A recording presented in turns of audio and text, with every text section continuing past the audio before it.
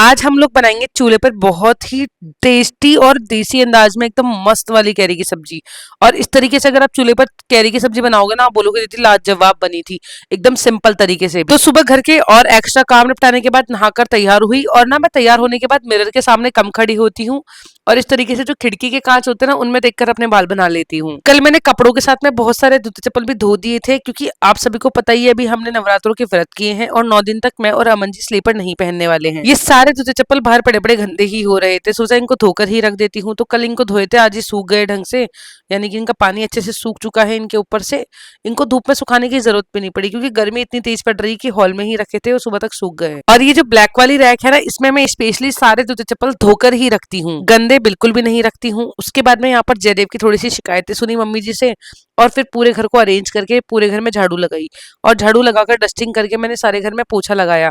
आप सब में से बहुत सारी महिलाएं ये पूछ रही थी, बहुत सारी नहीं, थोड़ी सी महिलाएं ये पूछ रही थी, दीदी आपने ये वाइपर वाला पोछा कैसे बनाया। इसको बनाने की जरूरत नहीं है, वाइपर ले लो और पोछे को निचोड़ कर इसके ऊपर डालकर इस तरीके से पोछा लगा लो। मैं आजकल इसी तरीके से पोछा लगाती हूँ, तो घर में पोछा जल्दी लग जाता है। लेकिन एक बात का ध्यान रखना, वाइपर को अच्छे से निचोड़ लेना, वो सॉरी पोछे को अच्छे से निचोड़ लेना, और अच्छे से मतलब पोछा जब लगा लो उसके बाद में 1-2 दिन में पोछे को धोते रहना, तो घर में साफ पोछा लगेगा। फिर मैंने भाभू के लिए खिचड़ी बनाई। वैसे तो मम्मी जी ने सभी घर वालों के लिए रोटियां सेक दी थी, लेकिन आज भाभू के पेट में ना थोड़ी सी गड़बड़ हो रखी थी, तो भाभू ने एक ही रोटी खाई। उसके बाद में मैंने भाभू को कह दिया था कि भाभू आप रोटी मत खाना, मैं आपके लिए चावल मूंग की खिचड़ी बना दूंगी हींग जीरे में छौंकन लगा के। तो भाभू के लिए थोड़ी सी चावल मूंग की खिचड़ी बनाई, और इस तरीके से देखो मैंने ये बनाई है। इसमें हल्दी डाल दी, इसमें मतलब सबसे पहले मैंने घी डाला, घी में जीरा डालकर, जीरा चटकते ही मैंने उसमें हींग डाली, हींग डालते ही मैंने चावल मूंग धोकर रख रखे थे वो डाल दिए।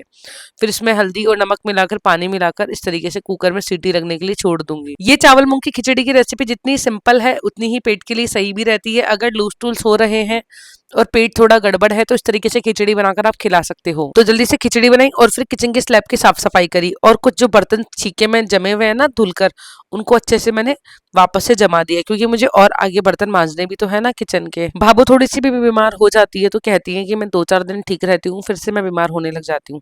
फिर मैंने उन्हें समझाया, बाबू हो जाता है, सब ठीक हो जाओगे, ज्यादा बीमार नहीं हो आप। तो उनको इस तरीके से मैं रोजाना मोटिवेट करती रहती हूँ कि बाबू कुछ नहीं है, तो हो चलता रहता है, मेरे साथ ही हो जाता है कई बार ऐसा। ऐसे ऐसे करके भाभू को थोड़ा सा मोटिवेट करती हूँ, और ऐसा करते हैं ना अगर अपन, तो बड़ों को हिम्मत भी बहुत मिलती है। फिर मैंने इस तरीके से जल्दी से पूरी बालकनी को साफ करा, और आज जयदेव ने ना बालकनी में बहुत अच्छा कचरा कर रखा था।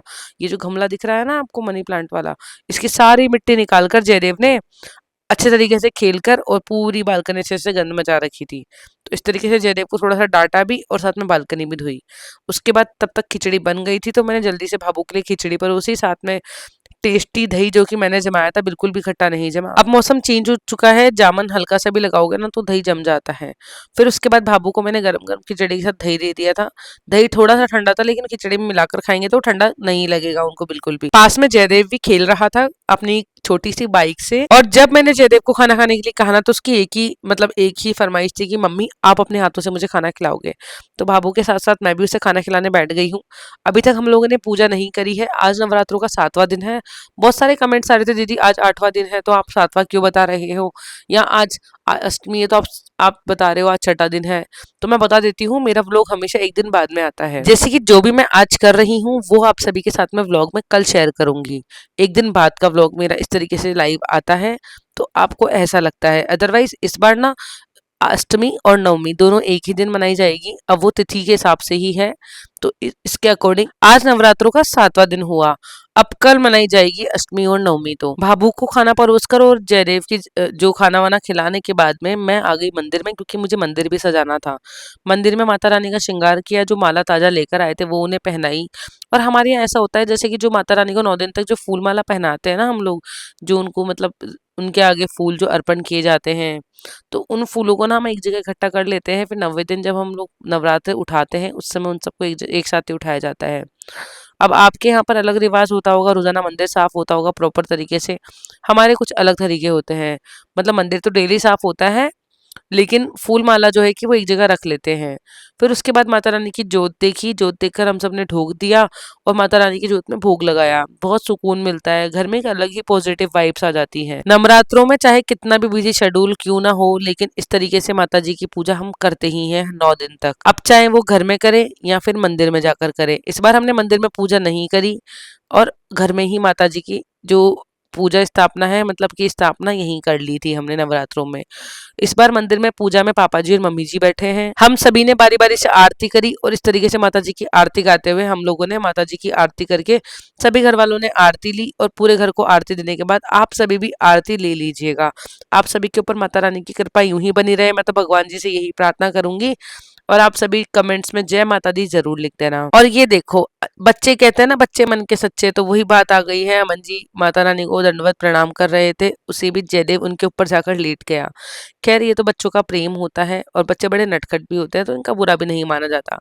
फिर मैं आ गई गौरी के पास, बछड़े को हल्का सा दूध चुकाया। उसके बाद में मैं गौरी के का दूध निकालने के लिए बैठी। और ये डंडा जो है ना, ये साइड में लगा देती हूँ। क्या होता है कि ये डंडा अगर गलती से बछड़ा गिरा देता है ना, तो गाय गाय मतलब अगर गाय की तरफ गिरेगा तो गाय पीछे की तरफ हो जाएगी और दूध ढूलने का डर रहेगा। कुछ कमेंट्स आते, दीदी इसके नाने लगा दो, मतलब पैरों को बांध दो पीछे की तरफ से, तो ये इस तरीके से आगे पीछे नहीं भागेगी। लेकिन मैं आपको बता देती हूँ, हमारी गौरी को बिल्कुल भी ऐसी, मतलब हमें इस तरीके से कभी तंग नहीं करती। वो तो कोई कारण होता है जब ही ये ऐसा करती है, अदरवाइज कभी नहीं करती। जैसे कि इसका बछड़ा है, वो थोड़ा सा आगे पीछे घूम जाएगा ना, तो ये भी उसको चाटने के लिए आगे पीछे हो जाती है। अदरवाइज आज तक इसने लात नहीं मारी। एक बार क्या हुआ था, मैं दूध निकाल रही थी और इस बछड़े ने ना, ये जो डंडा दिख रहा है आपको पीछे लगा हुआ, ये ना इसने गिरा दिया गौरी के ऊपर। अब गौरी को डर लगा तो गौरी पीछे हुई ना, तो उसने मुझे देखकर वो पीछे हुई ढंग से। उसने मुझे समय दिया कि जितने समय में मैं उठकर बाल्टी लेके जा सकती हूँ साइड में। और ये चीज़ भाई मुझे बहुत सही लगती है। फिर मैंने बछड़े को खुला छोड़ दिया था। और आज पता है क्या हुआ मेरे साथ में पोपट, मैं भूल गई थी उसको खुला छोड़कर। और शाम को मतलब 1-2 घंटे तक आराम से मस्त उसने दूध पिया। और फिर शाम को याद आया कि भाई इसे बांधना भी था। वो भी तब याद आया जब मैं रील्स अपलोड कर रही थी अपनी समय पर, और उस समय देखा जब भाई मेरे को याद आया, हाँ इसको तो बंद ही नहीं, इसको तो आज मैंने बांधा ही नहीं वापस से। मैं बछड़े को आधा आधा घंटा तो कम से कम दूध पिलाने के लिए छोड़ती ही हूँ, अगर मम्मी जी नहीं होती तो। अदरवाइज मम्मी जी जल्दी से बांध देती है, मम्मी जी शायद नहीं छोड़ती। अब मैंने देखा नहीं, देखूंगी तब जरूर बताऊंगी। कुछ इस तरीके से मम्मी जी से छुप कर इसको दूध पिला देती हूँ। मम्मी जी ये वाले व्लॉग नहीं देखती है, मतलब कि लॉन्ग व्लॉग नहीं देखती है, शॉर्ट व्लॉग्स ही देखती है, अगर देखती भी है तो।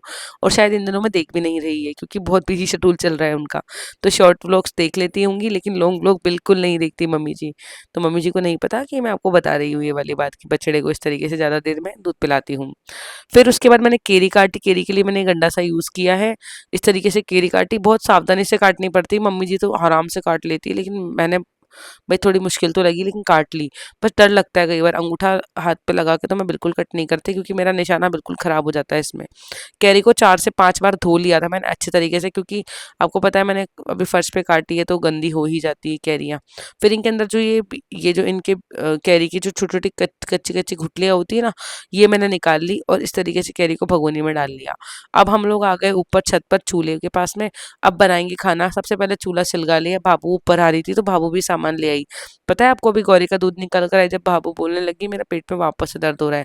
फिर मैंने भाभू को मेथी की फाकी बनाकर दी ना, तो भाभू के पेट में फुल आराम आ गया। और ज़्यादा देर नहीं हुई इस बात को, अभी थोड़ी देर पहले ही भाभू को मेथी की फाकी दी थी। अब भाभू का पेट एकदम ठीक हो गया, अब भाभू को मतलब बिल्कुल सही लग रहा है। तो मेथी की फाकी ना बहुत शानदार रेमेडी है, घर पर ही अगर पेट में दर्द हो रहा है तो 100% ठीक हो जाता है इससे पेट में दर्द। हाँ, लेकिन पेट में दर्द भी गैस वगैरह का होना चाहिए, गैस गैस वाला पेट में दर्द ठीक हो जाता है। ये देखो इस तरीके से ना धुनी आँखों में आई ना, तो तेल थोड़ा सा ज़्यादा गिर गया। तो फिर मैंने जयदेव से एक कटोरी मंगवाई नीचे से और इस तरीके से तेल को खाली किया। तेल गर्म हो गया था, तो मुझे भी कटोरी गर्म लगने लग गई थी। इस तरीके से मैंने यहाँ पर तेल खाली करा। जितना तेल, मतलब जितने तेल की ज़रूरत थी उतना ही इसमें मटके में ऐड करा। फिर उसके बाद मैंने इसमें जीरा डाला, बहुत सिंपल तरीके से बना रही हूँ। फिर मैंने हींग डाली। हींग डालते ही मैंने इसके अंदर डाल दी है कैरी, जो कि अपन कट करके धो के रेडी कर चुके हैं। फिर इस कैरी को फ्राई करेंगे। जब ये कैरी की सब्जी बनी थी ना, तो उसमें एक चूल्हे का ना अलग ही लेवल का टेस्ट आ रहा था। चूल्हे पर बनी हुई सब्जी है भाई, पता चल रहा था अलग से ही। और स्वादिष्ट लगती है भाई इस मिट्टी के बर्तन में सब्जी बनी हुई, लेकिन इस मिट्टी के बर्तनों का ध्यान अच्छे से रखना पड़ता है। मैं क्या कर देती हूँ, ये चमचा घुमाती हूँ तो थोड़ा ज़ोर से घुमा देती हूँ। अब आदत नहीं है ना मिट्टी के बर्तनों में खाना बनाने की, इसीलिए इसी वजह से वो बड़ा वाला भी कटक गया था। अब देखती हूँ नया लाऊंगी, समय मिलेगा तो ज़रूर जाकर आऊँगी उन भैया के पास में। फिर मैंने इसको थोड़ा सा फ्राई करा, ज़्यादा फ्राई नहीं किया।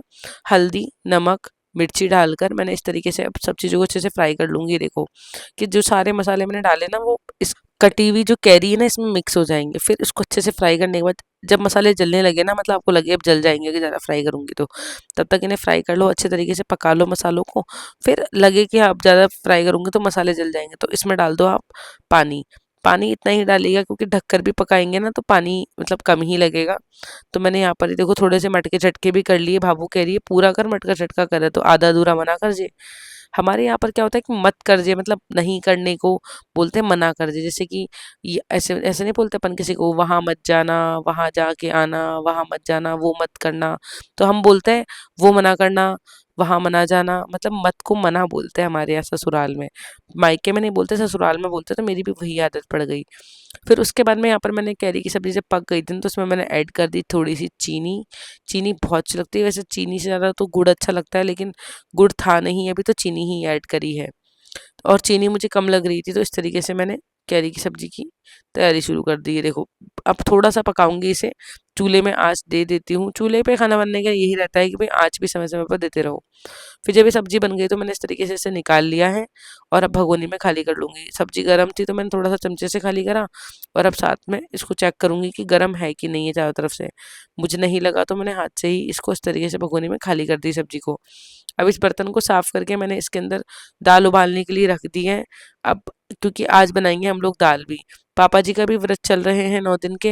मुझे पता नहीं था सच्ची में पापा जी का भी व्रत चल रहा है। मुझे लगा पापा जी दोनों टाइम खाना खा रहे होंगे। अब आप सोचोगे आपको ये भी नहीं पता कि पापा जी दोनों टाइम खाना खा रहे हैं या नहीं। एक्चुअली मेरी नंद है ना खाना परोस कर लेके जाती है नीचे की तरफ अधिकतर। तो मैं खाना परोस देती हूँ, वो ले जाते हैं। तो मैं पापा जी के लिए परोसती होंगी तो हो सकता है कि वो मम्मी जी को दे देते होंगे, नीचे ले जाके वो खुद खा लेते होंगे उसमें। तो मुझे तो इतने दिन से ये लग रहा था कि पापा जी ने व्रत नहीं किया। लेकिन पापा जी ने भी 9 दिन के नवरात्रे किए हैं, तो उनके लिए भी तो कुछ सब्ज़ी बनाऊँ। वो तेल वाली सब्ज़ियाँ नहीं खा सकते हैं, वो भी हार्ट पेशेंट है इसीलिए। तो मैंने सोचा क्यों ना दाल ही बना लूँ, तो दाल उबाली, पापा जी के लिए कटोरे में दाल अलग से निकाल ली थी मैंने और उसको नीचे भिजवा दी। फिर मैंने इस तरीके से ये देखो टमाटर, हरी मिर्ची और बारीक-बारीक अदरक चॉप करी थी, उसका मैंने इस तरीके से ग्रेवी बनाकर तैयार कर लिया है इस मिट्टी के बर्तन में। दाल बना के देखना, आप बोलोगे दीदी लाजवाब दाल बनी थी। बहुत ही टेस्टी दाल, अगर ठंडी भी हो जाएगी ना तो आप बोलोगे दीदी बहुत टेस्टी लग रही थी, बिल्कुल मतलब ठंडी होने के बाद में भी। अब देख लो, अब ठंडी होने के बाद भी बहुत टेस्टी लग रही थी तो गरम-गरम कितनी अच्छी लगेगी। फिर यहाँ पर चूल्हा थोड़ा-सा मतलब ये देखो बड़ा हो गया था, मतलब बुझ गया था। फिर उसके बाद ये यहाँ पर मैं कलेड़ी रख दूँगी, कलेड़ी पे थोड़ी-सी रोटी चिपकी हुई थी तो उसको उतारा मैंने, कपड़े से कलेड़ी को साफ करा और फिर मैंने चूल्हे में थोड़ी-सी आँच डाली। ये थोड़ी-सी जो आँच है ना वो चूल्हा भर जाता है ना, तो वो खाली करी, अंगारे बाहर निकाले और फिर इसमें आँच भरी मैंने।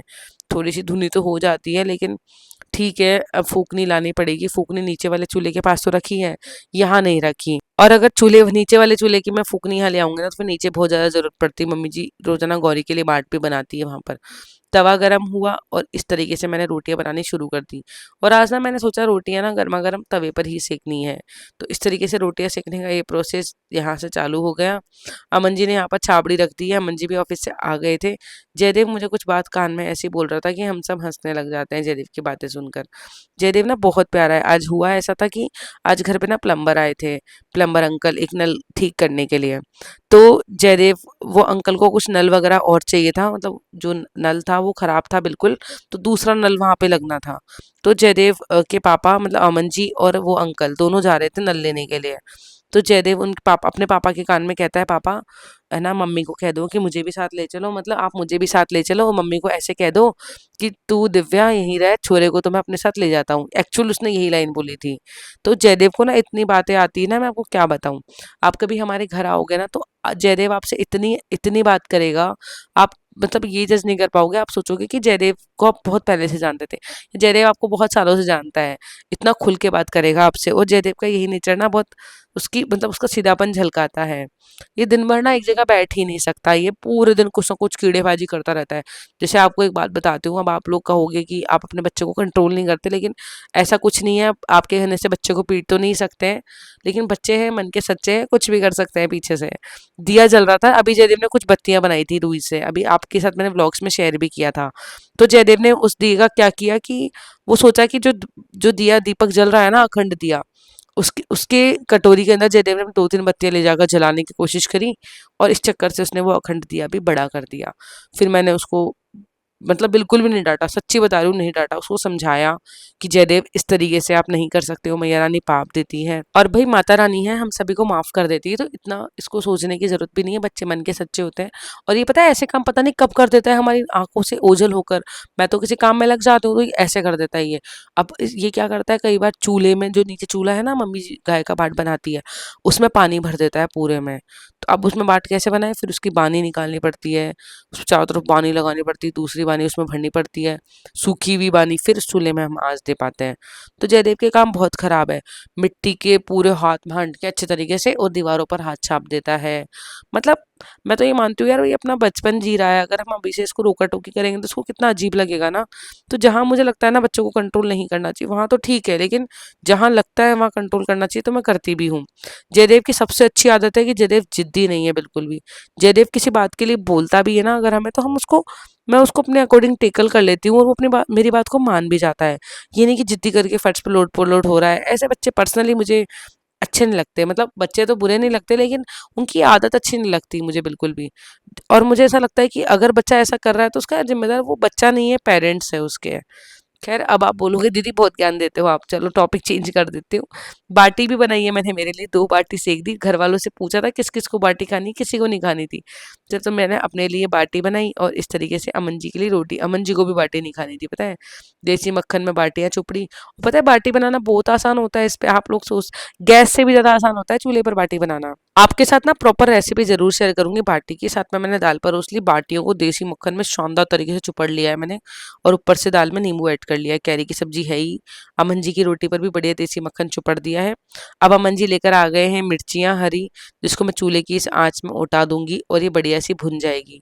और चूल्हे पर ना आँच में इस तरीके से भुनी हुई मिर्ची ना बहुत टेस्टी लगती है व्रत में खाते हैं जब। व्रत में क्या ऐसे भी खा लो तो चलेगा।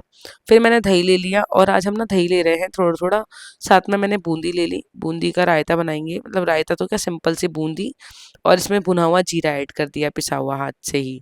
बेलन से पीस के रख रखा है मैंने ये। तो इस तरीके से हमारी थाली तैयार हो गई है। अब हम लोगों ने भगवान को धन्यवाद दिया, माता रानी को धन्यवाद देकर व्रत खोला और बहुत सुकून मिलता है इस तरीके से अगर छत पर ही खुली हवा में खाना खाने बैठ जाते हैं। चूल्हे से थोड़ा-सा दूर और पीछे की तरफ जो उपले सूख रहे हैं ना, वो हमारे इस तरीके से जैसे उपले सूखते हैं, फिर उनके प्रोसेस भी होते हैं आगे के। फिर उनको उल्टा करते हैं, फिर जब वो उल्टे भी सूख जाते हैं तब उनको इस तरीके से खड़े होके सुखाते हैं। फिर अलट-पलट करके खड़े करके ऐसे आपस में सहारा देकर इस तरीके से सुखाते हैं। उसको भी अलट-पलट के फिर उसके बाद वो सूखते हैं, फिर हम उसे अंदर रख लेते हैं। तो इस तरीके से उपलों का स्टॉक हमारे घर में अच्छा खासा है। तो इससे क्या है कि गैस की भी बचत होती है। ख़ैर मैं बचत करने के लिए यहाँ पर चूल्हे पे खाना नहीं बना रही हूँ। चूल्हे के खाने का टेस्ट भी लाजवाब होता है, इसीलिए चूल्हे पर खाना बना रही हूँ। ऊपर की सारी साफ-सफाई करने के बाद नीचे आई, नीचे आके ढेर सारे ये जो छीके भरे हुए बर्तन हैं ये मांजे। फिर मैंने ये मांजा, ये जो बर्तन है, इस बर्तन को मांजने की भी एक ट्रिक है मेरे पास में, आप सबके साथ ज़रूर शेयर करूँगी। और ये देखो बढ़िया शानदार साफ़ हो गया है ये बर्तन। और मिट्टी का बर्तन मतलब साबुन वगैरह से नहीं साफ़ करना चाहिए। मैंने कैसे साफ़ किया आपको किसी व्लॉग में ज़रूर शेयर करूँगी। फिर उसके बाद मैंने किचन का जो सिंक एरिया था वो भी अच्छे से साफ़ कर लिया, सिंक मैंने मांज लिया था। सिंक मांज कर, सिंक धोकर पूरे सिंक को बढ़िया चमकाने के बाद में मैंने सभी घरवालों के लिए दूध नुआया किया, मतलब दूध तो गर्म हो चुका था, लेकिन वो ठंडा हो गया था। उसके बाद उसको नुआया किया हल्का-सा पीने जैसा और भाभू को, जयदेव को, अमन जी को और मैं खुद भी एक कटोरा बैठ के दूध पीने बैठ गए हम लोग। जयदेव को मैंने ग्लास में दूध दिया क्योंकि कटोरे में वो यहाँ बैठा-बैठा गिरा भी सकता है। जयदेव की बहुत नौटंकी रहती है। फिर मैंने अपने लिए जो दूध लिया ना उसमें सारी की सारी मलाई ले ली शाम वाले दूध की। मुझे ना दूध की मलाई बहुत पसंद है, लेकिन दूध की मलाई भी वो होनी चाहिए जैसे ताज़ा दूध अभी उबाला है थोड़ी देर पहले ही और वो दूध फिर अगर उसे दोबारा गर्म ना करना पड़े, मतलब कि मैंने तो अपने लिए दूध अलग ही निकाल लिया था उसकी मलाई के साथ और इन लोगों के लिए हल्का नुआया करा था मैंने दूध। तो वो पहली बार उबले हुए दूध की जो ताज़ा मलाई होती है ना वो बड़ी स्वाद लगती है। तो इस तरीके से हम लोग यहाँ पर पंचायती करते-करते बढ़िया साईं बाबा का सीरियल देख रहे हैं जो कि भाभू देख रही है और मैंने भाभू को बोला भाभू आपके पोते का कान पकड़ो, तो जयदेव यहाँ पर अपने पापा का कान पकड़ रहा है। देख रहे हो इसकी मस्ती, कितना मस्ती करता है ये लड़का और शैतानी पूरी करता है। भई ये चुपके से जाके शैतानी कर आता है ये। इसकी कई-कई चोरी ऐसे-ऐसे बताऊँ बताऊँगी ना शैतानी करी हुई कि आप बोलोगे दीदी बहुत नोटी है आपका बेटा। फिर उसके बाद में हमारी बुआ सास भी गाँव से आ गई थी और ये देखो भई भा बुआ सास ना बहुत अच्छी है मेरी, बहुत काम किया इन्होंने गाँव में इस बार, हमारे गेहूँ निकलवा दिए। फिर इन्हें किसी फंक्शन में जाना था तो ये वापस अपने ससुराल चली गई हैं। भई अच्छा लगता है देखो, अगर शादी के इतने साल बाद भी बुआ हमारे घर आ रही है तो किसके भरोसे आ रही है? अपने भाई के भरोसे ना। तो मैं तो यही कहूँगी भई अपनी अपनी भाभीयों से हमेशा बना कर रखनी चाहिए कि हम ससुराल में दोबारा आने लायक रह सकें। और इस तरीके से हम लोग पूरी बातें पूछ रहे हैं भाई कि बुआ जी कत्ता कट्टा गेहूँ का भरिया, चारों कतरो होगो, क्योंकि अब हमारी गौरी के लिए घर का ही चारा हो जाएगा, गुज्जी मिला हुआ चारा बिल्कुल नहीं रहेगा। तो एकदम प्योर चारा गौरी को भी मिलेगा। अच्छा लगता है भई सुनकर गौरी के लिए भी, जो भी गौरी के लिए अच्छा काम होता है ना घर में, तो मुझे सुनकर बड़ा अच्छा लगता है कि गौरी के लिए कुछ तो सोच रहे हैं घर वाले। आपको सभी को पता ही है पिछली बार कितनी ज़्यादा मतलब आंधी बारिश आई थी, तो इस बार गौरी के लिए हम लोगों ने चादरें भी तनवा दी थी। तो बहुत अच्छा लगा था। चलिए आज का व्लॉग यहीं एंड करते हैं। व्लॉग कैसा लगा कमेंट करके ज़रूर बताना। वीडियो अच्छा लगा हो तो वीडियो को लाइक कर देना। चैनल पर अगर नए हो तो चैनल को सब्सक्राइब करना बिल्कुल मत भूलना। अब मैं आपसे कल मिलती हूँ एक नए दिन और एक नए व्लॉग के साथ में। तब तक आप भी अपनी फैमिली के साथ कुछ इस तरीके से ही खुश रहिए। मेरे को तो बहुत सुकून मिला सभी घर वालों के साथ में। Bye bye.